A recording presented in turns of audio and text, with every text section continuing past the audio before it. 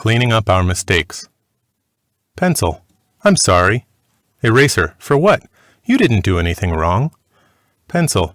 I'm sorry, you get hurt because of me. Whenever I made a mistake, you're always there to erase it. But as you make my mistakes vanish, you lose a part of yourself and get smaller and smaller each time. Eraser. That's true, but I don't really mind. You see, I was made to do this. I was made to help you whenever you do something wrong, even though one day I know I'll be gone. I'm actually happy with my job, so please, stop worrying. I hate seeing you sad. Our parents are like the eraser, whereas we children are the pencil.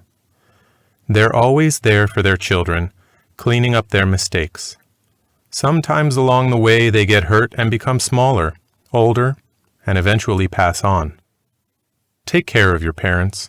Treat them with kindness and most especially, love them. Thanks for watching. If you like this story, please share and like. Click on the left card to watch the next story in the series. Or, click on the right card to access all the stories in the series.